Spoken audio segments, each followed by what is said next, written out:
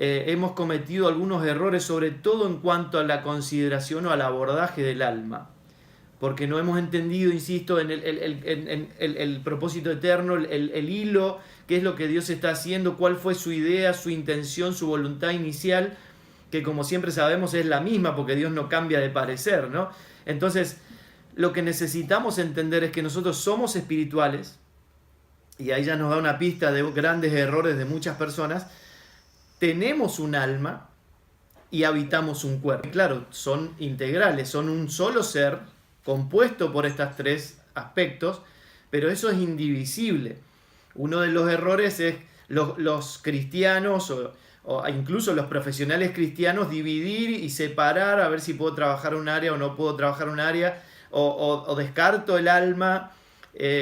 Los no cristianos, los no regenerados trabajan solo el alma, los médicos trabajan solo el cuerpo, o sea, dividimos, y ahí está el gravísimo error, porque ignoramos el diseño, cómo Dios pensó todo, y esto no es una opinión mía, digamos, es simplemente mirar las evidencias para ver que si hubiéramos estado en lo cierto, todo estaría diferente. Pero como erramos el diagnóstico, todo el tratamiento después no da resultado. Y eso se ve en la realidad humana, en la realidad social, etcétera, etcétera. Pero es muy importante entender esto, que nosotros somos seres espirituales. Entonces, si nosotros no comenzamos por el principio, que es el espíritu, todo lo demás va a estar equivocado.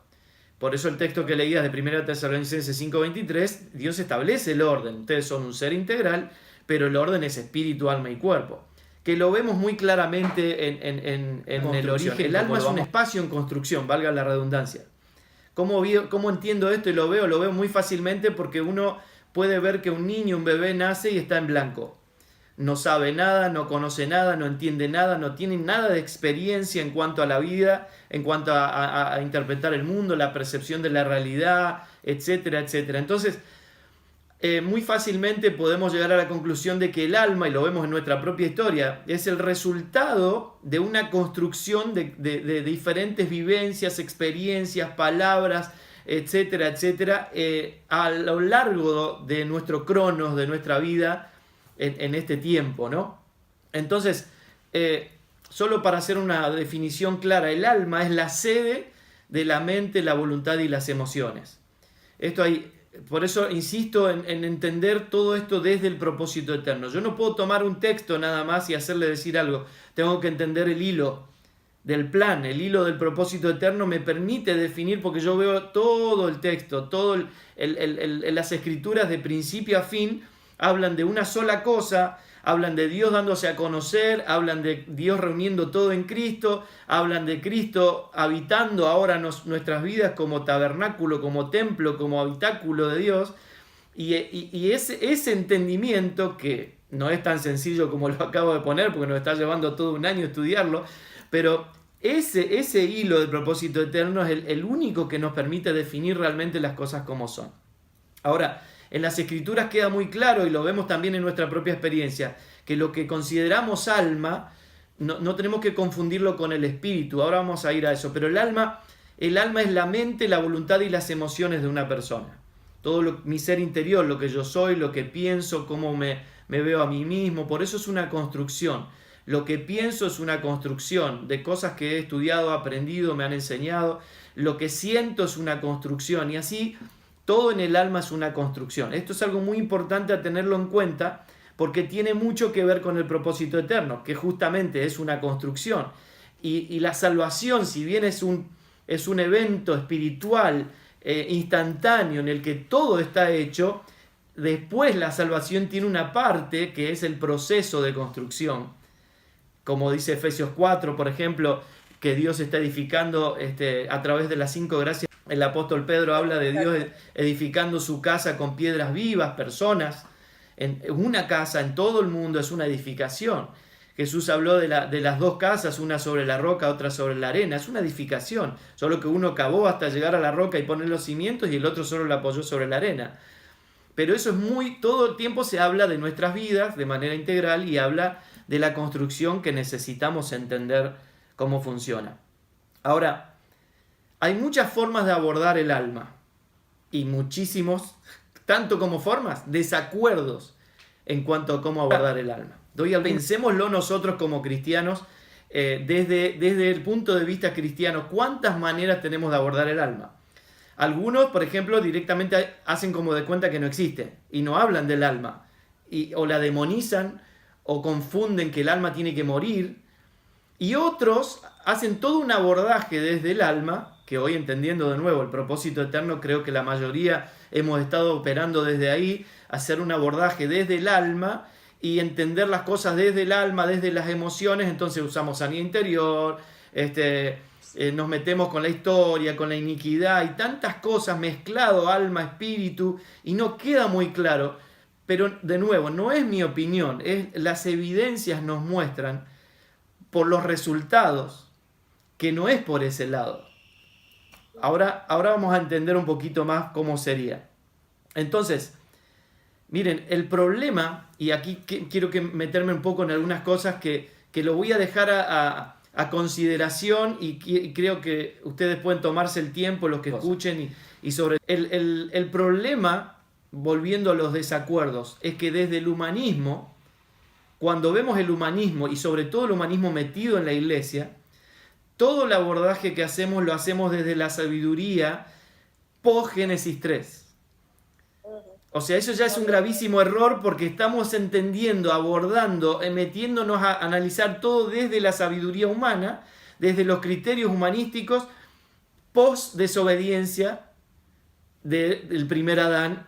Por lo tanto, obviamente es una sabiduría corrupta, una sabiduría caída, una sabiduría insuficiente para entender los misterios del diseño de Dios.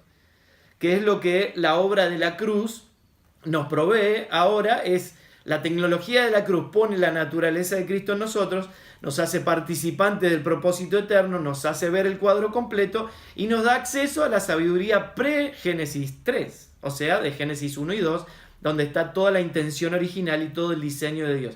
Y ahí tenemos tanto misterio escondido. Me puse en este tiempo a volver a leer una y otra vez Génesis 1 y 2, y estamos con un grupo de personas empezando todo un trabajo de investigación de esto, porque necesitamos volver a definir. Miren, escuchen lo que les voy a decir. ¿Saben qué es lo grave de estos errores que planteaba recién, tanto del abordaje de la ciencia como del abordaje desde la fe o desde incluso la religión evangélica? Es que estamos cometiendo el mismo error, o usando la misma estrategia que usó la serpiente en el Edén. Así de grave como suena. Escuchen esto. ¿Se acuerdan que en Génesis 3 la serpiente les ofrece al primer Adán ser como Dios? ¿Sí? ¿Estamos de acuerdo? Él les dice, si comen este árbol, van a ser como Dios. Y por favor, síganme el hilo, porque tiene todo que ver con el alma. Y aquí creo que está un poco el eje de la cuestión. ¿Por qué la serpiente, por qué el enemigo le ofrece ser como Dios si ellos habían sido creados a imagen y semejanza de Dios? Y esto creo que es algo que necesitamos profundizar y necesitamos entender. Dios, veamos un poquito la creación. Dios crea al ser humano, al varón, al hombre primero, de la tierra, o sea, es materia, es cuerpo primero, y sopla aliento de vida en su nariz. En el momento que Dios sopla ese aliento, ese espíritu de Dios que le da vida al ser humano, se crea el alma humana. Porque Dios es espíritu, el cuerpo es materia, no se puede unir. El espíritu y el cuerpo no congenian, no hay forma. Dios es espíritu.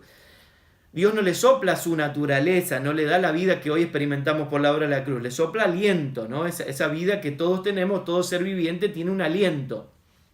Y en ese momento se crea el alma, y Dios lo llama al primer hombre alma viviente. Entonces, ¿qué es lo que podemos inferir muy fácilmente? Es que si el diablo le ofrece ser como Dios, quiere decir que ellos, ser imagen y semejanza de Dios, era un potencial en su alma. ¿Me entienden? Lo que el enemigo le ofrece, ¿qué sentido tendría ofrecerle ser como Dios si ellos ya lo eran? Entonces Dios le dice, miren, ustedes son alma viviente, pueden comer de todos los árboles menos de este porque van a morir, pero si comen de estos, todo va a ir bárbaro. En el mensaje estaba, si comían el árbol de la vida, y hoy lo entendemos más fácilmente a partir del entendimiento del propósito eterno, si comían el árbol de la vida, su alma iba a ser conformada a imagen y semejanza de Dios, y ellos podrían dar a conocer a Dios en la tierra que es el plan eterno. ¿Por qué el enemigo les ofrece? Y miren qué terrible esto, porque el enemigo le ofrece ser como Dios por fuera del árbol de la vida, esquivando el árbol de la vida de manera independiente. Y la mujer cae en esta tentación, ahí tenemos el gran problema del conflicto del alma, porque tenían libre voluntad. Y ella decide comer y muere espiritualmente. Catastrófico, gravísimo. No podemos como cristianos ignorar qué pasó en el origen, porque si ignoramos lo que pasó en el origen no entendemos qué sucedió en la cruz. Entonces todo el abordaje que hacemos del alma, por más especializados que estemos en cualquier ciencia humana o incluso especializado desde la espiritualidad, no es suficiente si yo no entiendo que el ser humano murió espiritualmente, su alma, él era alma viviente, pasó a tomar el gobierno. Ahora, ¿por qué es peligroso? Porque él era cuerpo, recibe el aliento de vida de Dios, espíritu y cuerpo al unirse se mezclan y el alma pasa a ser el intermedio entre el cuerpo y el espíritu.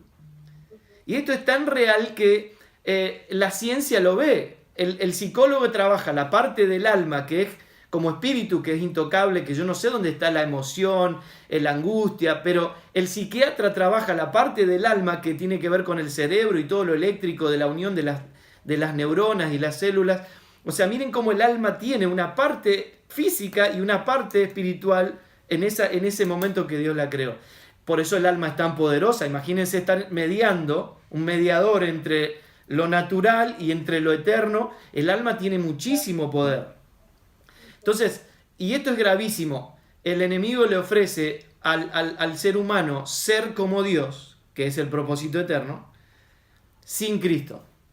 Ahora, hoy toda la ciencia, con la sabiduría post Génesis 3, le ofrece lo mismo. Le ofrece empoderar el alma, domesticar el alma, educar el alma, resignificar el alma sin Cristo.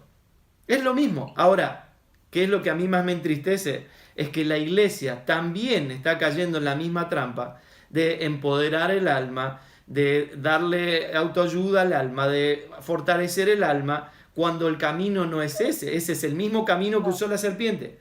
Es un trabajo de afuera hacia adentro, cuando todo lo que Dios diseñó es de adentro hacia afuera, del espíritu al alma y al cuerpo. Así es. Bueno, por eso cuando ahora uno entiende estas cosas, entiende que el único y verdadero abordaje del alma que puede dar resultado, que tiene garantía de dar resultado, es que podamos trabajar con el alma para que vuelva a ver las realidades eternas como en el diseño original fue diseñada para funcionar. O sea, y ahí por eso digo que es un grave error querer ofrecerle al alma lo mismo que le ofreció la serpiente por fuera de Cristo. Si yo no estoy trabajando el alma desde la gestión de la regeneración, desde la salvación, desde la obra de Cristo, estoy haciendo lo mismo. Y miren qué grave y qué triste.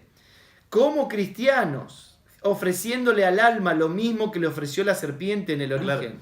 Pero mirá que claro, hay gente que se escandaliza cuando decimos eso porque no entiende lo eterno. Y nosotros vemos la historia del apóstol Pablo, por ejemplo, siendo Saulo. Él anda por la vida como fue construyendo su vida, con su espíritu muerto, ¿no? Hasta que ve a Cristo en un momento. Y él viene legalmente, con autorización, tiene un apellido conocido, tiene una posición jerárquica, todo el currículum tremendo que ya sabemos que tenía el apóstol Pablo. Pero todo cambia cuando él ve a Cristo. Y cuando él ve a Cristo y su espíritu es regenerado, los primeros tiempos él dice, Dios me escogió en el vientre de mi madre. Primero él empieza a contar y dice, no, camino a Damasco me pasó esto. Por eso veamos cómo es la construcción del alma. Él se acuerda del camino a Damasco. Pasando el tiempo, él habla de que Dios lo escogió del vientre de su madre. Pero después, avanzando en sus cartas, él dice que Dios lo escogió de antes de la fundación del mundo. O sea, miren qué tremendo. O sea, pero necesitamos entender esto. Desde la perspectiva de Dios, el abordaje del alma siempre empieza por el espíritu. Siempre empieza por la regeneración. No hay forma de que yo pueda estabilizar el alma. Miren, a mí me gusta ponerlo de esta manera y me arriesgo y sé que lo que digo puede tener mucha crítica, más como desde el ámbito profesional. Pero miren, el alma humana es un potro salvaje. Hace lo que quiere, va para donde quiere, está a los saltos todo el día. No hay forma. La psicología tiene casi 200 años estudiando cómo estabilizar el alma y no lo puede lograr. Y no lo va a lograr nunca. Porque de la única manera que el alma humana se logra estabilizar es que vuelva al diseño. El alma humana está fuera de diseño, tomó las riendas del gobierno. Cuando el ser humano muere, por eso necesitamos volver a estudiar, y esto va a llevar mucho tiempo, no vamos a hablarlo en una hora, pero en este tiempo vamos a estudiar más profundamente esto y vamos a ir transmitiéndolo.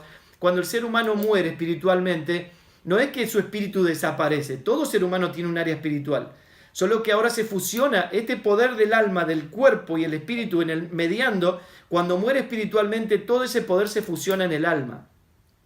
Por eso hay cosas que se confunden en si es almático, si es espiritual, porque el ser humano tiene en su mente, en su alma, en sus emociones, cosas del alma, del espíritu, perdón. Entonces, ¿qué es lo que Dios hace? Por la regeneración, desde la perspectiva de Dios, todo arranca por la regeneración. Regeneración es volver a cómo se generó.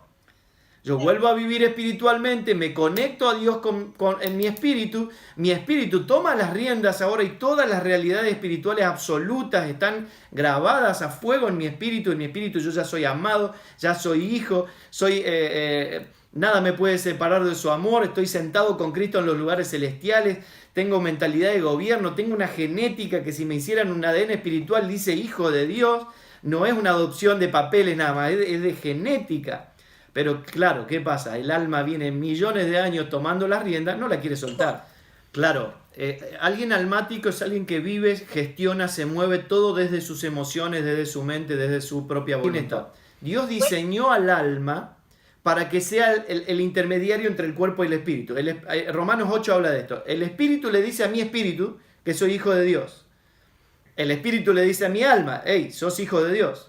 Y mi alma lo transmite al cuerpo. El cuerpo está relajado, está tranquilo, no se estresa. ¿Por qué? Porque soy hijo de Dios, está todo bien. Es una gestión natural, es un paso natural de uno al otro. Todo es una unidad. Pero ¿qué pasa? El alma, como el espíritu murió, el alma tomó el gobierno, el alma se dedicó a construir lo que cree en base a los 5 sentidos y a la experiencia de la vida. Entonces, yo puedo ser un cristiano que leo 2 Corintios 5 y digo, todas las cosas fueron hechas nuevas, Cristo absorbió mi pasado, ya no existe, ahora todo está hecho nuevo. Ok, mi espíritu lo sabe, mi alma ni a palos, perdón la expresión. Mi alma dice, no, pero si yo me acuerdo, mi papá, mi mamá, mi historia, mi primera desamor, me abusaron y toda la vivencia que uno tiene. Entonces, Dios me dice en mi espíritu, estás completo en Cristo. Mi alma me dice, no, necesitas. Alguien está mintiendo, o Dios o mi alma. Ahora, ahí vemos el terrible poder que tiene el alma. No me va a dar hoy el tiempo para meterme ahí, pero estudien en Génesis 1 y 2 cómo puede ser que Dios le da gobierno, le da la recomendación de labrar, de cuidar un ámbito, de administrar un ámbito, ni hablar de ponerle nombre a toda la creación. Miren el potencial que tenía esta alma viviente que era Adán, antes de la caída. Nosotros hemos perdido todo eso, pero todo eso está escondido en nuestra alma. Ese potencial todavía está, por eso el mundo llegó a donde llegó. La creatividad, la tecnología, todo lo que vemos fue creación del ser humano, porque tiene un potencial terrible. Lo que pasa que el alma, como dije, un potro salvaje, va para donde quiere, como un barrilete según sopla el viento, a no ser que la sujetemos, la sometamos a las realidades espirituales. Y esa es la gloriosa tecnología de la cruz. Nos pone en una realidad absoluta. Dios nos traslada de muertos a vivos, de las tinieblas y el engaño a la luz absoluta, donde ahora no hay más engaño, donde todo es verdad. Nos traslada de huérfanos a hijos. O sea, el traslado, entender el traslado espiritual es sublime y es urgente. Porque si no, no puedo gestionar el alma. Ni con la psicología, ni con la psiquiatría, ni con el coaching, y con todo respeto a mis colegas profesionales. No se puede porque el alma no se va. Entonces, a ver, muy por las malas tuve que aprender la realidad de que no hay mucho que hacer con un alma que está fuera de diseño, y si no tengo primero la tecnología de la cruz que me permita a través de la regeneración volver a vivir espiritualmente, someter a esa alma, a ese gobierno de una realidad absoluta de la vida en el espíritu, para estabilizar esa alma y para que realmente pueda expresar vida y no ser un muerto maquillado.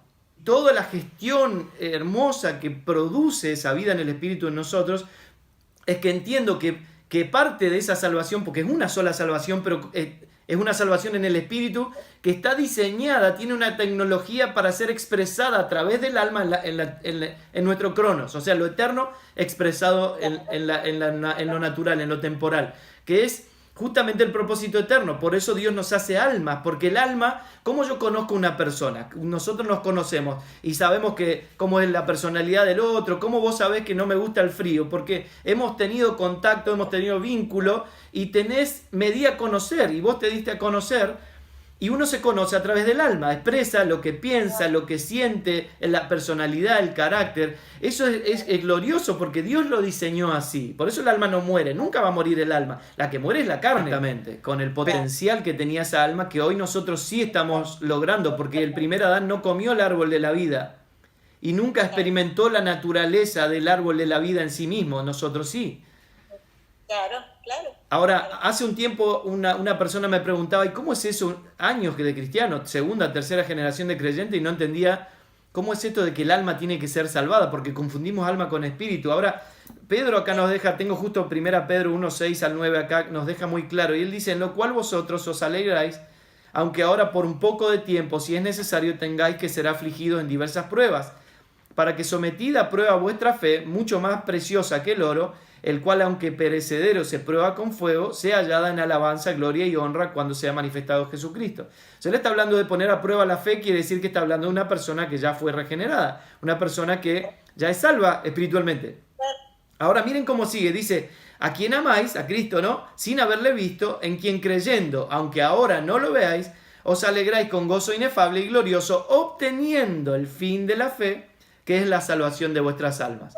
Él está hablando con alguien que ya es cristiano, que ya conoció al Señor, que ya está regenerado, pero dice que el fin de la fe, el fin de esa fe va a ser salvar su alma. Entonces, claramente lo que Pedro, acá está diciendo es que el alma es algo que tiene que ser salvado, que es un poco lo que vos decías, es el proceso de madurez.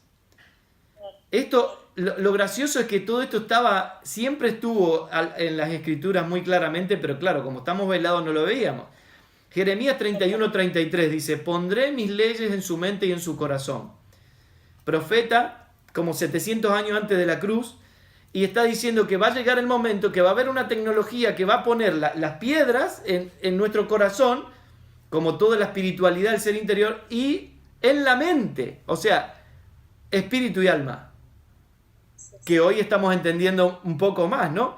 Ahora miren un texto más. 1 Pedro capítulo 2 dice, por lo tanto, abandonando toda maldad y todo engaño, hipocresía, envidias y toda calumnia, deseen con ansias la leche pura de la palabra, como niños recién nacidos. Así por medio de ella crecerán en su salvación, ahora que han probado lo bueno que es el Señor. O sea, otra vez, le está hablando a los mismos hijos de Dios que necesitan crecer en su salvación. De esto hablan todas las cartas apostólicas, de un proceso de maduración que es la salvación del alma. Entonces, ¿la psicología lo puede hacer? ¿La psicología lo puede hacer? No. ¿Un psicólogo no cristiano me puede ayudar? No, estoy hablando con un muerto. Con todo respeto a los profesionales. Pero hay un punto, desde esta óptica, por supuesto, no estoy diciendo que está mal lo que están haciendo, ni estoy descartando todos los avances científicos. Lo que estoy diciendo es que no son suficientes. Para que sean suficientes tenemos que empezar por el Espíritu, experimentar la obra de la cruz y llevar al alma a toda esa realidad de la obra de la cruz para volver a las intenciones del diseño original, que es que mi alma esté gobernada por el Espíritu y Dios dándose a conocer, porque el alma expresa, o va a expresar la nueva naturaleza o va a expresar la vieja naturaleza, pero va a expresar. Porque necesitamos entender esto. En nuestro espíritu sí hay toda una realidad absoluta de victoria, de abundancia, de plenitud, ¿sí? Yo estoy completo, pero mi alma necesita avanzar hacia la madurez y entender toda esa realidad. Se me ha pasado, por ejemplo, atender a gente en mi consultorio que me dice, yo sé que porto la vida y tengo deseos de matarme. Una es la realidad de porto la vida en el espíritu y el deseo de matarme es de alma. ¿Por qué? Porque desde la gestión del alma yo veo lo natural, veo la realidad. A ver, lo pongo de esta manera, creo que se va a entender bien. La historia de Jairo con su hija enferma. conocemos la historia, ¿no? Jesús va camino a casa de Jairo porque tiene fe que su hija va a ser sanada y en el medio se chocan con la mujer del flujo de sangre, pasa tiempo, Jesús se frena, se llena de gente. Pasa tanto tiempo que la gente viene de la casa de Jairo trayendo evidencias naturales de que su hija murió. Y él les dicen a Jairo, no molestes al maestro porque tu hija murió. Ellos la vieron, la tocaron, está fría, está azul, está muerta. Traen evidencias. Y Jesús solo usa una palabra, solo usa la palabra. Qué lindo, ¿no? Porque todo es la palabra. Y él dice, no temas, solo está durmiendo, tranquilo. Y tenemos un choque de realidades. Eso es alma y espíritu. El alma ve los 5 sentidos, ve las realidades naturales, ve la historia. El espíritu ve lo que Dios dice. La verdadera realidad es la que Dios dice. La del alma es una percepción. Ahora, el alma es tan cara dura, tiene tanto poder que se pone a pelear de igual a igual con Dios. Dios dice, miren, la gestión de Jairo. Si Jairo se hubiera manejado almáticamente, él hubiera tomado las evidencias y se hubiera ido sin molestar al maestro porque su hija murió. Pero él decide creer, en su espíritu cree al maestro y su hija se despierta. Todos estamos experimentando lo cotidiano, esa lucha entre las realidades absolutas de Dios y las realidades que lo natural me presenta y a quién creo. Cuanto más avanzamos hacia la madurez, más fácilmente vamos a poder vencer cualquier dificultad en el plano natural. Miren, el alma es tan terrible, tiene tanto poder que me pone un supuesto. La ansiedad generalmente se trata de eso. Las personas que tienen ideas obsesivas, pensamientos obsesivos, es como un círculo vicioso. Tengo hipótesis en mi mente, pensamientos hipotéticos y la misma mente empieza a dar respuestas catastróficas. Todo esto está pasando solo dentro de mi cabeza. Ahora, si yo le doy rienda suelta a eso, mi cuerpo recibe el impacto, me hiperventilo, no puedo respirar bien, siento una angustia, un dolor en el pecho, siento que me voy a morir. Todo es real. Pero tan real como la mente me lo presentó. En realidad no está. ¿Por qué le enseñan a respirar a una persona con pánico? Respira profundo, por la nariz, soltá por la boca, controla tus pensamientos y la persona se le pasa el pánico. Porque es un supuesto y el cuerpo responde a lo que el alma le está diciendo. Ahora, una persona, y acá está nuestra gran ventaja, una persona que crece en entender las realidades espirituales es mucho menos probable que termine enfrentándose a este tipo de situaciones tan profundas. Pero esto es una vida, o sea, no es de concepto, mi casa está sobre la roca, mi casa está sobre la roca, vino la tormenta y tu casa se cayó a pedazos. No es concepto, o sea, es vivir esa vida. Y ahí está el problema, ¿cuánto alimentamos nosotros esa nueva naturaleza? ¿Cuánto alimentamos la vida que portamos? Lo grave es que el alma está siendo alimentada todo el tiempo, las 24 horas, con el teléfono, con las realidades sociales, con las noticias, con las series que veo. Todo el tiempo mi alma está siendo alimentada. Si yo no llevo el alma sujeta al gobierno del espíritu, no la someto, porque eso en realidad es el tratamiento con el alma. Pablo dice, llevando cautivo todo pensamiento a la obediencia a Cristo. No hay voluntad. El alma no tiene que decidir. El alma tiene que ser sometida a la realidad del espíritu.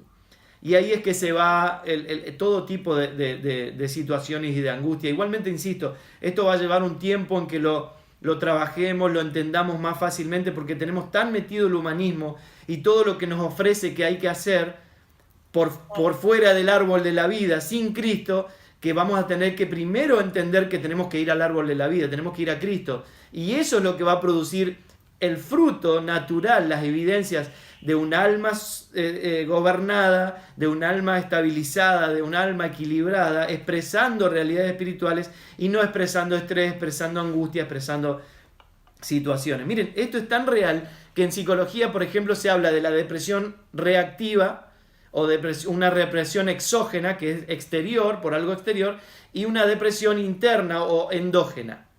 Una interna es la que me produce alguna situación interna, como por ejemplo un duelo.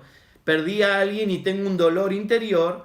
Y la exógena es porque me perdí el trabajo, algo me pasó, me frustré y tengo situaciones externas que me producen bajón en el estado de ánimo. O sea, está visto aún por la ciencia que el alma tiene una mezcla de espíritu y cuerpo.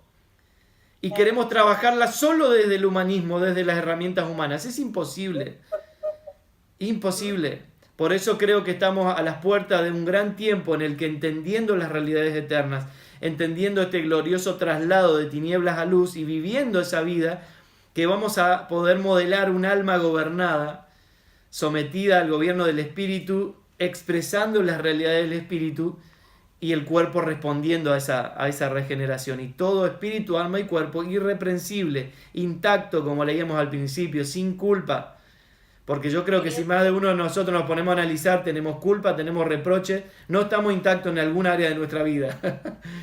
No es no es el diseño. Todo eso es expresión de un alma que está fuera de diseño. Es la expresión, es la evidencia del potro salvaje. Es la evidencia de un alma que está tan estresada, porque miren, el alma fue diseñada para expresar. Y de repente tuvo que tomar las riendas. Está tan estresada por estar fuera de diseño, pero no quiere soltar las riendas, ¿no? Porque está haciendo algo que no fue diseñada para hacer. El espíritu sí fue diseñado para gobernar. El espíritu, porque depende del Espíritu de Dios. Recibe toda la realidad espiritual y ya está. Se queda sólido, firme, absoluto, no se mueve de ahí. Y el alma expresa eso. Ahora, ¿cómo un alma va a sostener? Si mi alma, cada uno conoce su historia. Un rato pienso una cosa, el otro rato pienso la otra. Me tratan bien, me siento bien, me tratan mal, me siento mal. El alma es totalmente inestable. ¿Por qué? Porque el alma solo expresa. Entonces, si yo quiero estabilizar el alma sin darle las herramientas de la regeneración, las herramientas de la obra del Espíritu, no va a funcionar nunca. Y no es una opinión, están las evidencias. No fue diseñada el alma para gobernar. El alma fue diseñada para expresar. Por eso sí o sí siempre va a expresar. O va a expresar el fruto del Espíritu porque fuimos avanzando en madurez, o va a expresar el fruto de la carne porque somos niños inmaduros. O va a expresar un muerto espiritual como una persona no regenerada. Que el alma tiene tantas posibles aristas como vemos en la sociedad. Puede ir para cualquier lado. ni hablar si hablamos de identidad, ¿no? De género. O sea, lo que se le ocurra. Yo me creo perro. Pero ahí vemos el peligro del alma y el poder que tiene el alma. El alma no hay que darle rienda suelta. Mira, por eso hablaba yo de una reforma que también tiene que reformar. Totalmente. Lo que no nos han enseñado, lamentablemente, con todo respeto y amor a nuestros antepasados, no nos han enseñado el Evangelio completo, la obra de la cruz completa. Entonces, ¿qué sucede? Yo ando por la vida creyendo lo que me parece, lo que aprendí y no entendiendo los absolutos de Dios. Y entonces me encuentro, como decía antes, con un alma que se para a pelear de igual a igual a Dios. Le doy un ejemplo muy sencillo. Tengo un paciente que estuve atendiendo hace un tiempo con una lucha muy fuerte con su carne, en un aspecto, ¿no? Como puede ser cualquiera, alcoholismo, pornografía, mujeres, lo que sea. Todos en algún punto hemos luchado con algún área de la carne. ¿Qué sucede? Él se pasaba horas, días ayunando, orando, pidiéndole a Dios que le ayude a vencer esta lucha. Y cuando hablamos de todas estas cosas y pudimos ver la obra de la cruz, él entendió que Dios escuchaba bla, bla, bla, bla, bla, bla, bla, bla, bla, porque en realidad leo Romanos 6, entiendo la obra de la cruz y Dios te dice, pero tu carne ya fue crucificada, ya no sos más esclavo del pecado. Pero ¿qué pasa? El absoluto en el espíritu es mi pasado fue resuelto, la carne fue crucificada, ya no soy más esclavo del pecado y el alma me pone tramposamente la realidad. No, pero mirá, estás luchando con esto. Pone evidencias como si fueran reales que luchan de igual a igual con Dios. El alma es tan poderosa que a veces muchos cristianos evidencian un alma más poderosa que el mismo Dios que ellos dicen creer. Totalmente, totalmente, porque yo me manejo según quién gobierna mi interior. Entonces, si el alma gobierna, estamos hablando de un niño, por más que sean cristianos, un niño espiritual. Porque la tecnología de la cruz produce que me ofrece el Evangelio un proceso de maduración que va a hacer que el alma se sujete al Espíritu. Una persona que ya está completa, que sabe que fue aceptado, que sabe que es amado, no anda por la vida como una esponja chupando, buscando que le quieran, que le acepten, que le manden el WhatsApp, ¿viste? Obviamente que las relaciones interpersonales son dañadas, marcadas y muchas veces dañadas por la gestión desde el alma. Nuestra gestión tiene que ser 100% desde el espíritu, aún en las prácticas cristianas, porque yo puedo tener prácticas que parecen cristianas, pero a la hora del problema reacciono a lo que soy. y eso es alma. Entonces, si yo soy interiormente Cristo crecido en mí, la reacción natural va a ser espíritu, un alma gobernada, un carácter que se sujeta, una palabra que edifica. Ese es el diseño.